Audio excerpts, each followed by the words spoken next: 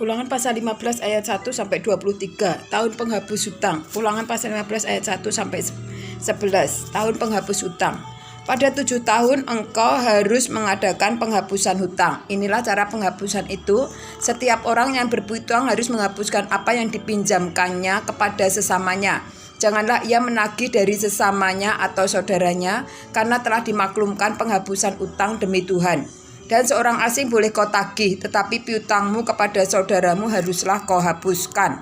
Maka tidak akan ada orang miskin di antaramu, sebab sungguh Tuhan akan memberkati engkau di negeri yang diberikan Tuhan Allahmu kepadamu untuk menjadi milik pusaka. Asal saja engkau mendengarkan baik-baik suara Tuhan Allahmu dan melakukan dengan setia segenap perintah yang kusampaikan kepadamu pada hari ini.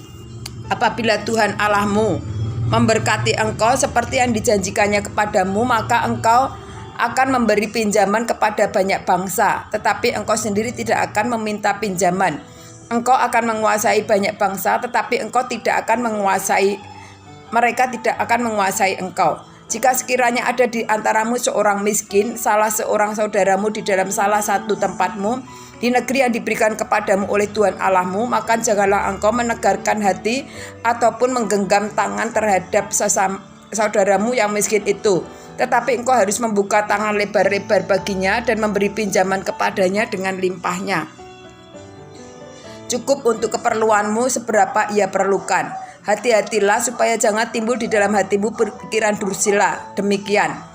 Sudah dekat tahun ke-7, tahun penghapusan hutang, dan engkau menjadi kesal terhadap saudaramu yang miskin itu, dan engkau tidak memberikan apa-apa kepadanya. Maka ia berseru kepada Tuhan tentang engkau, dan hal itu menjadi dosa bagimu.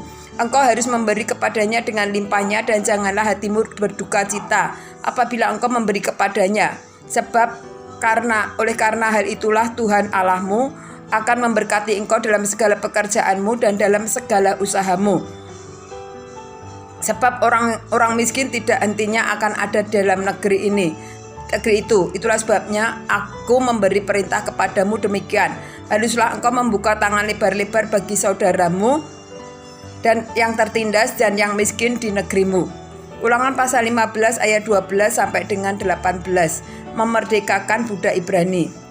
Apabila seorang saudaramu menjual dirinya kepadamu, baik seorang laki-laki Ibrani maupun seorang perempuan Ibrani, maka ia akan bekerja padamu 6 tahun lamanya. Tetapi pada tahun yang ke-7 engkau harus melepaskan dia sebagai orang merdeka. Dan apabila engkau melepaskan dia sebagai orang merdeka, maka janganlah engkau melepaskan dia dengan tangan hampa. Engkau harus dengan limpahnya memberi bekal kepadanya dari kambing dombamu, dari tempat pengirikanmu dan dari tempat pemerasanmu, sesuai dengan berkat yang diberikan kepadamu oleh Tuhan Allahmu, haruslah kau berikan kepadanya. Haruslah kau ingat bahwa engkau pun dahulu budak di tanah Mesir dan engkau ditebus Tuhan Allahmu. Itulah sebabnya aku memberi perintah itu kepadamu pada hari ini. Tetapi apabila dia berkata kepadamu, aku tidak mau keluar meninggalkan engkau, karena ia mengasihi engkau dan keluargamu, sebab baik keadaannya padamu, maka engkau harus mengambil sebuah penusuk dan menindik telinganya pada pintu, sehingga ia menjadi budakmu untuk selama-lamanya. Demikianlah juga kau perbuat kepada budakmu perempuan. Janganlah merasa susah apabila engkau melepaskan dia sebagai orang merdeka, sebab 6 tahun lamanya ia telah bekerja padamu dengan jasa 2 kali upah seorang pekerja harian. Maka Tuhan Allahmu akan memberkati engkau dalam segala pekerjaan yang engkau kerjakan. Lukas pasal 15 ayat 19 sampai 23, anak sulung ternak. Segala anak sulung jantan yang lahir di antara lembu sapimu dan kambing dombamu haruslah kau kuduskan bagi Tuhan Allahmu. Janganlah engkau memakai anak sulung lembumu dan janganlah engkau menggunting bulu anak sulung dombamu di hadapan Tuhan Allahmu.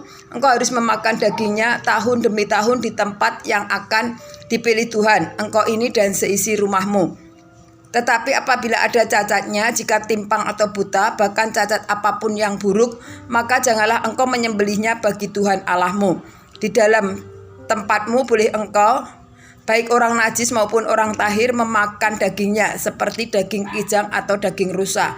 Hanya darahnya janganlah kau makan, haruslah kau curahkan ke tanah seperti air.